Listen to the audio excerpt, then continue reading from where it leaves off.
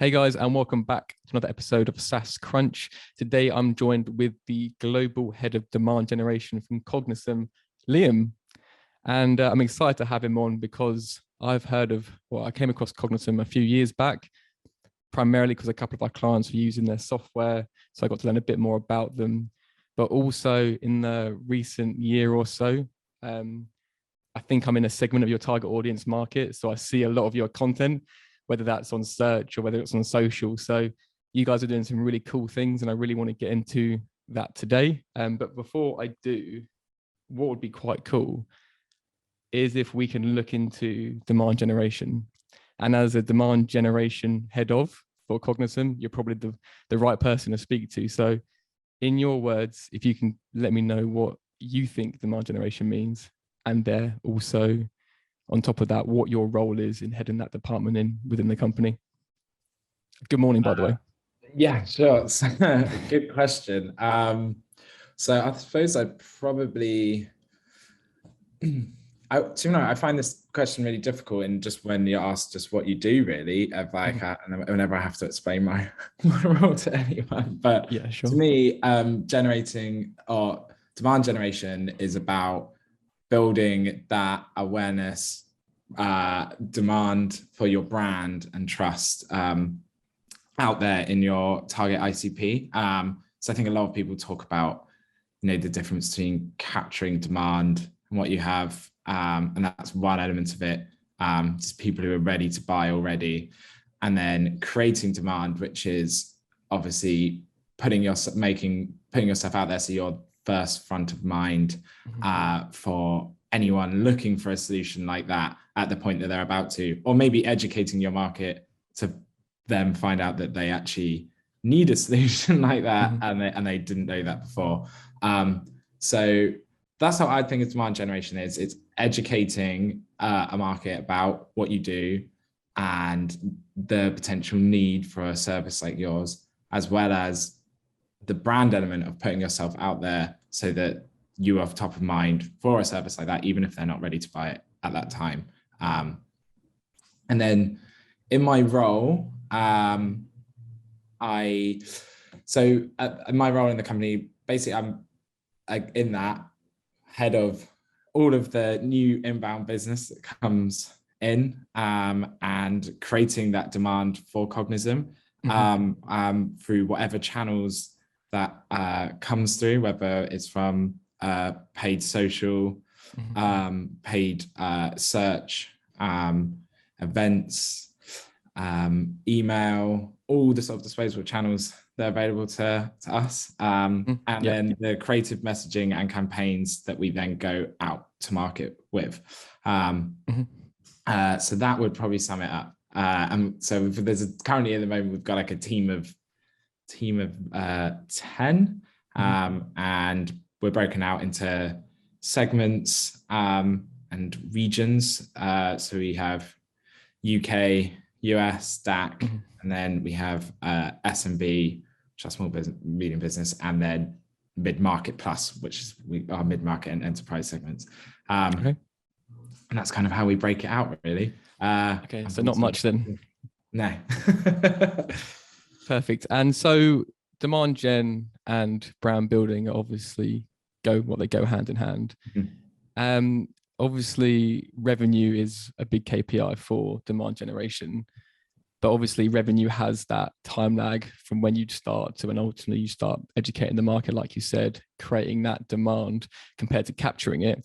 How, apart from revenue and sort of potentially pipeline, what sort of shorter term metrics do you guys use to say this campaign is going well, we should do more of it, or we should potentially look to pivot slightly earlier on than we potentially thought? What are the sort of KPIs that you lay out there for you and the team?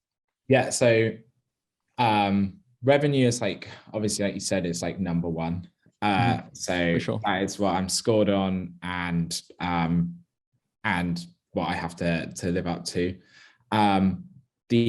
Everything else that we then measure, but like you said, there's so much, we're running loads of stuff at the moment, and in general that you can't see its direct impact on revenue straight away. Sometimes it's hard to track the direct impact on revenue at all. You have to make some assumptions there based on trends. So we look then, obviously we work backwards through the funnel. So we look at pipeline, we then look at meetings attended, meetings booked, and overall inbound like direct demo requests. And then we're obviously looking at, like, I suppose what people maybe traditionally would have like called vanity metrics, but are really good indicators of what we're of like campaign success. So if we're looking on like paid social and ads, we're looking at all of engagement rates, comments on all the ads, and like trying to interact in those as well. That's really important. We're looking at, like, obviously click-through, video views. We're looking, a lot of what we really want to see as well is like what is happening in feed on social. So it's like, we're looking at the engagement rate, we're looking at like how many people have like viewed 100% of the video, things like that. And then obviously if we get them through to the website for like maybe page like ads that we're looking specifically for that. So like we're like our single image static image ads. The main goal is to get to the website. Then we're looking at like time on page, bounce rate, and where else they've gone on the websites. We try and capture like the last referring link before they'd like submit a demo, and like then we can start to pinpoint the content that works. We also ask, which we call like our human verified attribution, just asking people where they found us. And then trying to do some rough bucketing into that and figure out where people have come from as well. So that gives us some idea of like, oh, you know, the podcast is doing well, or like the videos that we get. And also then there's just loads of qualitative feedback. We get a lot of feedback just on LinkedIn, which you can't like count, like quantify. But people come like, oh, I saw your video here. Oh, I saw this post, blah, blah, blah. And that gives you like, you start to know that things are working. It's not always that like someone just clicked directly from a link on an email and you've got perfect attribution to it. Most of the time they've come from somewhere else. But yeah, sorry, Liam, in indicative data, just obviously no stone cold facts, but the feeling, how often do you think the last touch point attribution source in your CRM, and is it HubSpot you guys use or Salesforce? Or other ones? Salesforce. How often is the attribution within Salesforce aligned to if they've told you where they found you? Is it quite often? Half the time, less than half, 10%? Definitely less than half. Like most things, if it either says direct, Google organic, or paid. And then if we like in Salesforce, we then link everything to campaigns, and like at the moment, most of our campaigns either just like paid demo form, inbound demo form. So I can't like, that's like 80-90% of what's coming through. So actually we're making it and doing all that work to try and build that bigger picture at the moment of having like the referral links, the proper first touch, last touch, UTMs, and all of that, just to give us some much better insight into like where people are going just before and finding out. But then the other good way is literally just jumping on demos and customer calls, and we're just asking people directly as well. You're asking, and that feeds back into, I imagine, a mandatory film within your field within your CRM. Right, exactly. Cool. Yeah. And do you ask on your form as well? I haven't checked this out. Do you ask on your form, or do you ask on your form as well as asking in this sort of first call that you have with the prospect? Yeah, so it's not actually on the form at the moment. It's on the thank you page. So on the thank you page, we try and catch people there by just saying like, oh, we want to find more people like you. And there's just an open text field so they can give us as much detail as possible. I do think we want to test it at some point on the form as well. But obviously there's hesitancy when it comes to the demo form about making too many changes too quickly. More fields, less conversion and all that. Cool. Perfect. So that's interesting. And from a platform perspective, actually, before I get onto that, I think it's quite interesting because you guys obviously, I see a lot of obviously your ads, which I'll get onto in a sec, but also your SEO and your content marketing from, I guess, creating demand. We're not just talking about creating demand from pushing content out to people, but also creating demand from the, I guess, more traditional demand capture channels like Google, but obviously not high intent software terms necessarily, but it'd be things like go-to-market strategy you guys rank quite well for, which could be someone looking for a definition, but it also could be looking for someone for inspiration or know-how or solutions to be able to plug what it is they're trying to achieve with launching their new B2B business or software, whatever it may be. How do you come up, obviously you've got traditional keyword research and everything else, how do you come up with your content topics, whether that's going to be for, say, SEO and content marketing, or for what you think? You obviously, with paid media you can push different variables, but how do you come up with, I guess, a roadmap of that content and what you think will resonate quite nicely? Yeah, so it started off, we still do this, just like a lot of research, like by speaking to customers, listening to like our gone calls, and like just trying to find out what content people are interested in and what sort of drove them to Cognism in the first place. Yeah. And then after we started to get stuff out and you start to create some content around it, you're like testing it live. That's what I found. You can really see like what flies and what people are interested in. And I feel like paid channels are like, on paid social particularly, it's like kind of like underrated as a form of like content testing to see what goes and works. So for example, like we moved into like mid-market enterprise, asking people what they're interested in, and you get a lot of like sales structure, sales process, all of this. We create quite a bit of content about this, push it out, like all right response, medium response.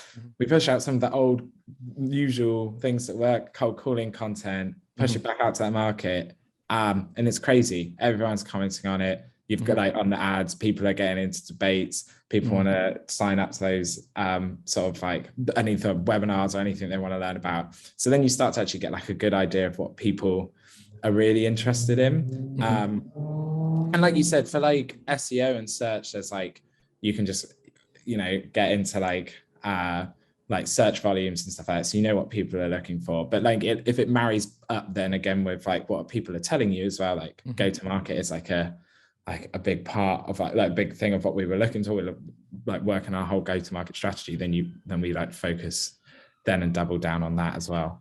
For sure.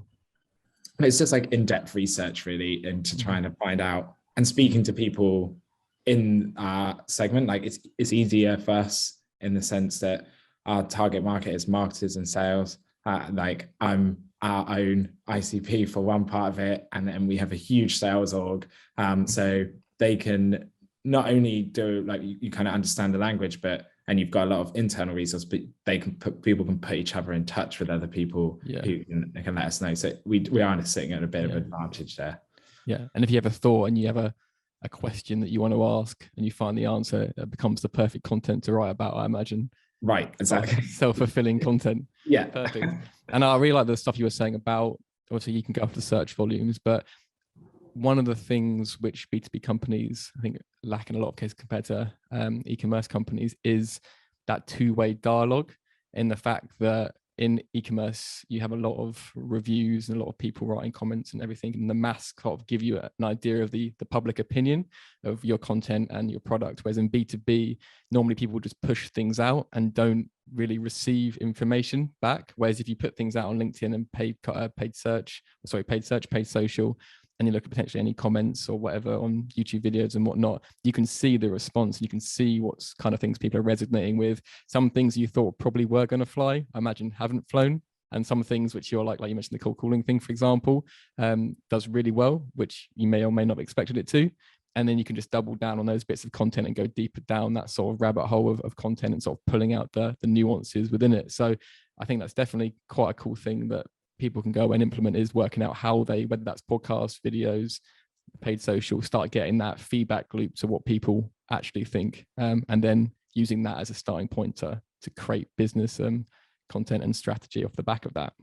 Great. Like, cool. And I think in those, if you just go on search volume as well, sometimes you'll just end up being like everyone else and just writing 8 subject lines that you need to kill your like to drive your email strategy and stuff, and all this stuff. I've read that post. Yeah, like that aren't like of massive value to people, like, Yeah. and everyone's doing. So that's what we tried to like. We did a lot of that to begin with. I'm not gonna like make a say, so like still do some of that, but we've realized that you like for it to be good content, you need to be in the conversation and part of it. So like two of the content writers, like they write, there's some people who are focused more on the SEO work, and then there's in the content team, but then there's a couple of them are focused and work more like journalists. So it's like going out, looking for the conversations on, and like LinkedIn is a hotbed for this, like especially if you're in marketing sales, finding out what people are talking about and writing about it. Yeah, amazing. So I guess that sort of brings me on to my next topic. And actually, no, before I go on to it, I think touching on the bit you mentioned about the creating content for the sake of creating content, and people follow search volumes. And I think it can be a trap sometimes that marketing departments get judged on the wrong KPIs, which will be just traffic in isolation of relevancy. And we see a lot of software companies saying, or B2B companies saying that, you know, we have increased traffic by tenfold this year. But you look on it and it's something that has a keyword that they share an industry with, but it has no relevancy to the problem their software or business solves. So it's just loads of people coming to the site. And when we start working with companies who have had that legacy, the first thing they ask us to do is take these posts down, because they're getting so many inquiries for people that are probably in B2C. Or I think we had a bit of cleaning sort of software product that we had to go work with, and it was just the people requesting, I think, cleaning services within it. And you're just like, because they're getting so much content, you're going to have that throughput of people that aren't relevant. And also it's going to skew your metrics. So you end up blocking that page from your analytics, which, you know, is completely the opposite of what we're trying to achieve from a business perspective. So yeah, completely agree with what you're saying. Next question. And this is quite a hard question. You mentioned, I was going to ask what your favorite ad platform was for B2B, but I'll get onto that in a sec. But if you had, say, 100K more just to spend, whether that's over the period of a month or the period of a year, how would you spend it? £100,000, yeah, within a 12-month period, over any time frame you'd like. Yeah. So this is definitely a hard question. And I can imagine, depending on the situation, it would change. If you're just getting started, for example, if you had like if you had 100 grand, someone gave you won sort of like the finance lottery, they signed it off, where do you start? I think 100K for me, I'd want it to go, say, I'm imagining I've got like what I've got now, and I've got a budget for paid ad platforms, and, you know, I could sink it all into that a bit more, but I wouldn't necessarily be able to know exactly where it's gone and whether it's really had a big impact. I might push up all my CPLs as well, and like might not have the like the benefit I want from it. I think the key, some of the things that like people forget about any part of like successful demand generation strategy is all in the content. So I think I'd put my bets and place my bets in that. Something we're not doing like now, but I'd love to do a bit more of is, especially now pandemic is over, is potentially moving back towards some like proprietary physical events that are not about leads and attendees turning up, but purely content focused, and making them high production so that I have loads of content afterwards that we can then write up in blogs and written content for the website, but also a huge amount of video and like audio content for like podcasts, and to put out and share and feed. I think if I just had 100K to do that and do it really well, I'd love to do that. So using events as source of content rather than for the typical event lead capture. Got you. Yeah, right. And when you have that, and like there are things that events are really good at that we forget about, which is like getting all the important people that you know in a room, that you can then ask them questions about loads of stuff. Like that's like, now that can be the source of your next set amount of content, as well as like maybe like progressing a deal through the pipeline. You've got all your ICP there, so you can really like drill down into that sort of thing that can inform your content strategy for the next time. So I think there's a lot of good things about events that maybe get lost when you're like, people think of them as maybe spending all of You that. got to come back with some leads, yeah. Yeah, or like all of that 100 grand on a booth at a trade show. I'd like to do it more content focused, maybe one a quarter, and have like a series of it, and get like some really good, like engaging speakers there as well, and record it all, for like splitting it up. So I guess another way of amplifying your content and having a two-way communication loop with regard to event strategy, as well as obviously your decent paid social strategy as well. No, very cool. And say, for example, you had all the content you wanted from the event. You had the speakers, you had the overview, you had the blog posts. What B2B channel or what channel would you allocate the majority of your spend to? What's your favorite channel? What would you go all in on if you could just choose? I know it's a bit of a silly question, but at the same time, I want to know. So where would you put the money as a starting point? I mean, the winner at the moment, or the channel that takes the most is definitely LinkedIn. It's just great for targeting.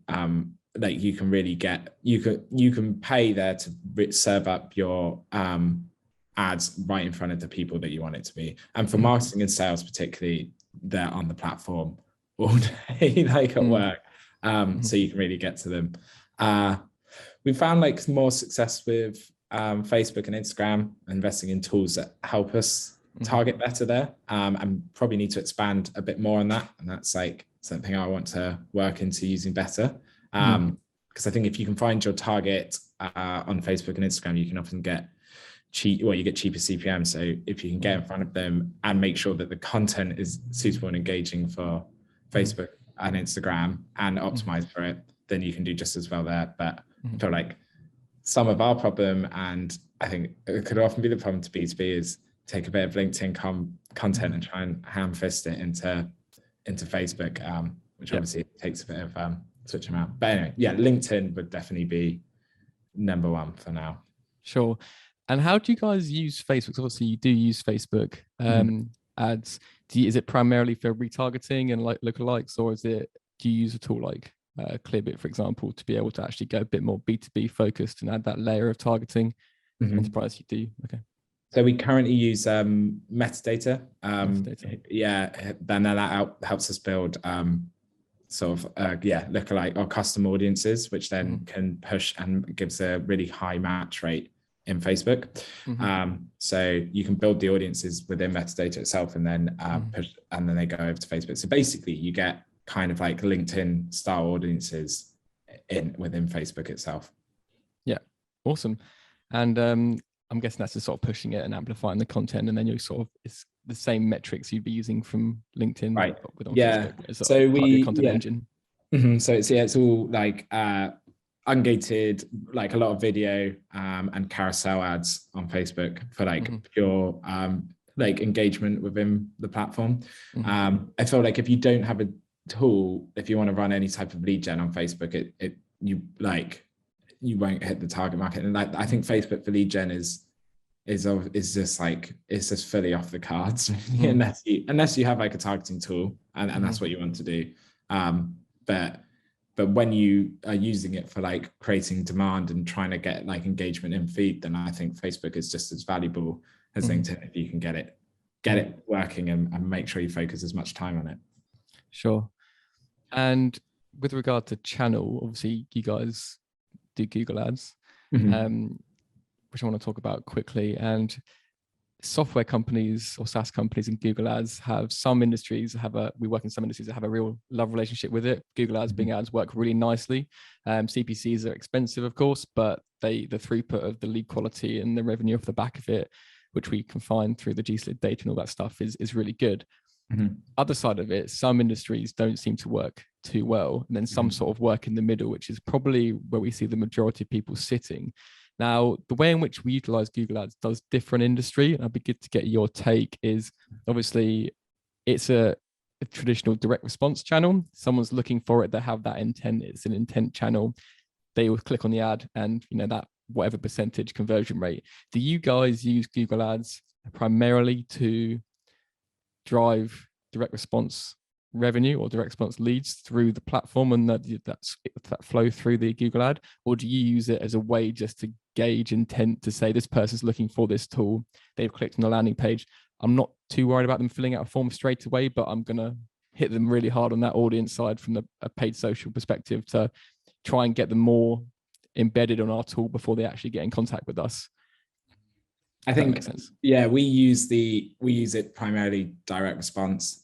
So the part that's put us off potentially using it in that the other way is, like you said, the CPC being so much higher. We would hope that we would be able to catch them in other channels first. But I think you've also, for me, you've got to look at like the intent of when people are searching. If we can catch, if there's people searching sort of middle of funnel, top of funnel search terms, then I'd rather catch them organically through SEO. And then if they're going in and they're Googling and for a competitor or just buy B2B data or our brand name, then we're going to be bidding on that. And I want that direct response. And then I feel like the CPC, like the cost, like outweighs the benefit that we would find in maybe running it in that way. Maybe that's just for our market, like you said. And I think there's like, I think there's other industries where there might be terms that you'd want to bid on, say like, I don't know, like I've seen to someone recently and they've got like an important regulation that's like released that affects the software that they sell, and it's like then they bid on that regulation, right, to get them to come through, and then they can build out an audience from the people that have come to read about that regulation they've read from their side, and it's like a quick way to be at the top when you can't rank for that quickly. So yeah, but for us, no, we're doing it very much for like sort of a direct response. For sure. No, that's cool. And it's an interesting one because we have, I guess, dashboards set out where you have the direct response leads from your Google ads. So you have that search query or C keyword, which obviously you can bring in the conversions, and then it helps plug your high intent SEO strategy as well. And then, like you guys have done quite well, you work out in some software industries, I say it's about half and half I've seen, which are dominated by G2 and like the review posts first, where the other ones are actually, you still have the ability to rank for a software page. And I'm interested to see how that sort of turns out in the future, depending on, I guess, what Google finds is the most relevant query across the board. But no, interesting to know. Is there a campaign you guys have run which you thought was, I guess you wouldn't run it if you thought it was going to be rubbish, but was there a campaign that you ran that you were surprised with how well it did? Oh, that's a very good question. I'm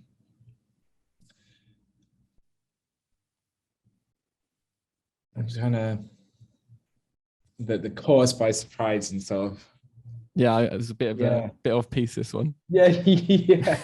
I'm like now trying to think if I've actually. Well, I can tell like ones that were like the game changers that like I think we always hoped, like always had some sort of faith in it that it would fly anyway. But one that like turned around like a whole load of, like, for us, I think at the turn of the pandemic was like we saw like a little bit of demand drop for the first month, I think, just as people were like trying to work out what's going on. Yeah, exactly.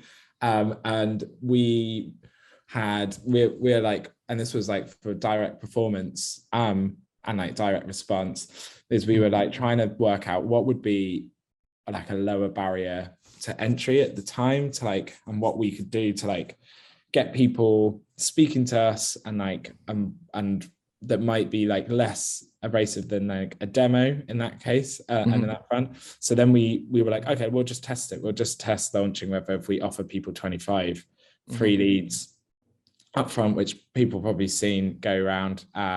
She scaled it up massively and then like scaled it back a bit again. So it's like kind of like sort of move it as we went. But at the time, we launched that, and it was a huge game changer. It was like we were capturing all this extra demand of like people in that space who are maybe like just a little bit away from a demo, but well up for 25 free leads. And that was like became a massive like turning point for us at the beginning of the pandemic, and like turned it around.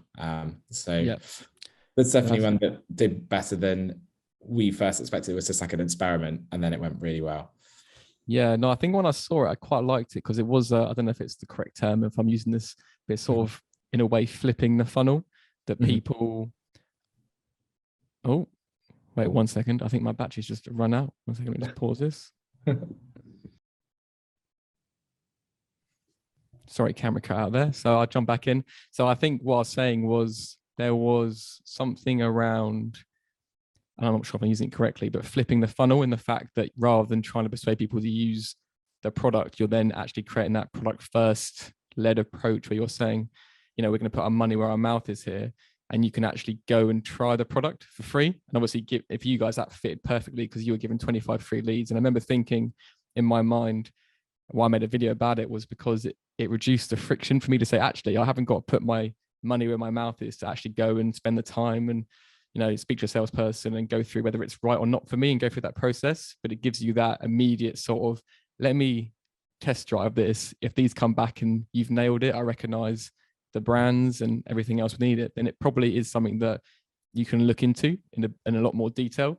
And it's a very similar approach to things like, showing, rather than just having an image ad on LinkedIn, actually showing like a good 5 to 10 minutes worth of a condensed demo, which actually removes that friction to say, if I sit on a call with this person, I know I'm not going to be wasting my time. And that obviously is one of the big considerations now in how you create demand, I imagine. And exactly, we just launched a new test where we're doing like an ungated product tour that go like say that exactly for that same reason. Like not everyone wants to submit a demo, and like a lot of people have bad experiences with submitting it for a demo just to see what something looks like and then be hounded by like a sales like team. So I think sometimes you just want to give that little bit of something for free and make sure that, even if we could say like, reg for demo, it is literally just to look at a platform, but everyone has their experiences and not everyone's going to like believe that. So we give something a little bit away for free. It's like, okay, trust me. Try for yourself. Us, yeah. We're nice, I promise. Yeah. Cool. So yeah, I think it works pretty nicely. And I think it's the hard thing, isn't it? Because especially when you're a new B2B, not a new B2B company, but you're a B2B or software company looking to get into changing from lead gen to demand gen, it can be a bit daunting that you go from getting these email addresses and leads to maybe optimizing for revenue. But in that sort of in-between period, there's those people that are ready to buy, but you've never heard and they've never come forward and sort of raised their hand yet. So it's that sort of 3/4 of the way along the buying journey. What can we use as a creative asset or product-led approach to be able to actually get someone to raise their hand, reduce that friction, and actually mean that they haven't got to necessarily go for the full product to start with, but a way to test run it and take the enterprise SaaS is quite hard because you need to have that conversation, but take the more sort of product-led freemium approach in a very sort of small dose and creative way that you can tie in, which is quite cool. Team structure. If you had, say, a team that you were building out, what would be your sort of, I guess, first 5 key hires that you'd look to build a successful demand generation team internally? Obviously, you can lean on things like agencies and stuff, but the core competency you want to bring in house eventually. So we actually, when I started at Cognizant, it was just myself, Alice, CMO. We had a content manager, and then we also had some nice luxury hires, I think, at the beginning as well. And we had a designer nice. In-house and a video marketer, video designer, who has been amazing for us. So, but then there was and that worked well, but there was like a few things that like we quickly realized that I think we needed at the time, and we did get that next, was like a performance marketer to really run Google ads. Like I can dip my toe in it, but like I feel like to get it perfect and like to the level that you want it, you need someone who's solely focused on it. And then something that maybe I hadn't thought, we didn't think about till later, which I think is really important, is like marketing ups. So like I put together a lot of the stuff that we run marketing, like the base of our marketing ops, but like I'm not a marketing ops person, so it all reached like a point where it all needed to change, and like for it to really scale, it reached a sort of like breaking point. And then when people come in, they've also got to unpick a bit of what I'd set up. So I think to have that build something so you can have an engine that will like run and scale like an ops person is really important. So I think the campaign generalist is really important. Probably be like the role I occupied, then content, and then ops, like an ops person. And for those who haven't got an ops person or come across it, what does an ops person, what's their main business function? They can focus on all of the stuff that's really important for you to really launch your demand generation strategy, like inbound flow, attribution, and figuring out like how to tracking, do it. Exactly, like optimization of like forms, like helping to manage your data set, all of these sort of things that if you've got them running perfectly, like make all the difference. And that inbound flow, especially if you're moving away from like lead gen, is like absolutely essential. And someone to like have their eye on it all the time. And obviously you can have your own eye on it, but like that's such like a time sap, right? And you could never stop like looking at it, like making sure these like the inbounds are being picked up, they're being followed up on, they're not getting lost somewhere, they're getting routed to the right people, like all of that. So someone accountable for the success of what you guys are generating. Right. And then improving it and making it better. And, you know, when you add a whole new region into your business or, and they've got like a whole new set of rules around that, there's someone who can actually add it in without it being bolted on terribly. And then I would actually go for my fifth one is like actually still sticking with, well, it's difficult because it's still like, I definitely need a designer, but I think a video person in house has been like amazing, and the video is just so important now for everything, paid social particularly, and if you want to do well organically, and I think that has been like, and for the speed that we can get stuff out, it makes a massive difference. So I think I'll go for videographer over designer. Yeah. For demand gen. Yeah, no, it's interesting. And the thing I love so much about video, and obviously you guys sort of on this as well, is the fact that you can actually click-through rates are, you know, people can click on things for various reasons, whereas people who watch a long-form video snippet in LinkedIn, for example, you know that engagement is there. It's like a much cleaner and better. I'd much rather spend my money on looking at consumption of video views versus click-through rate. And you see that the percentage of we put out a video the other day about ranking for SEO agency, and it was 10 minutes long. We made it, and we got about 2.5% view through rate for the whole video, which is 10 minutes, which we never thought people would watch, but obviously people like watching it natively within platforms.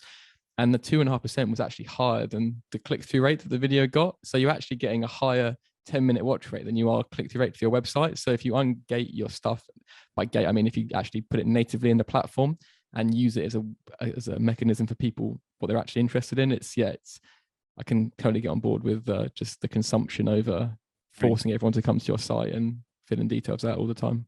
Yeah, and people say that you need to do short videos because people have short attention spans, but it's like if you've got interesting content, people will watch the whole thing. You just got to it's all about getting people's attention. Yeah, sometimes you can get people's attention for a short video, but if it's really interesting, especially in something like B2B SaaS, where things like take a little bit more explaining sometimes, you have to have a longer video, but if it's interesting, people will watch it. Yeah, and I think sometimes even if you make it super not interesting, just because if we did an ad once where I don't think I smiled or raised my tone of voice like out of being monotone, and it's about 4 minutes long, but we made it like as actionable and as in like informative as possible, that had no entertainment value whatsoever. And I think it was one of our best performing ads just because we made it so boring that we knew that the people that were watching actually would have to be interested in our topic matter, because otherwise no one's ever going to watch that. One of those ones where, not even people that, in your close friendship circle would sit through those 2 minutes. But then, prospects, if they find it interesting, it works quite nicely. Mm-hmm. Cool. I'm conscious of time. So obviously I imagine you have to get off very soon, but I think what would be nice to finish things off is giving advice to people getting into sort of B2B or SaaS or demand gen marketing. What sort of resources do you sort of advocate out there? And also what sort of skill competency would you recommend to sort of get into it and sort of start learning about? Is it performance marketing, content marketing, sort of the ops side of things? Where would you recommend to start and go and find this stuff? Yeah, good question. I think for content, I would be like, don't necessarily worry about signing up to big, long webinars and anything like that. Obviously, you can use that. It's like valuable. I wouldn't even say that I get most of my information through some of the mainstream marketing like sources anymore. Like I'm not on like any of the big websites. Like I get so much of it from LinkedIn and other communities.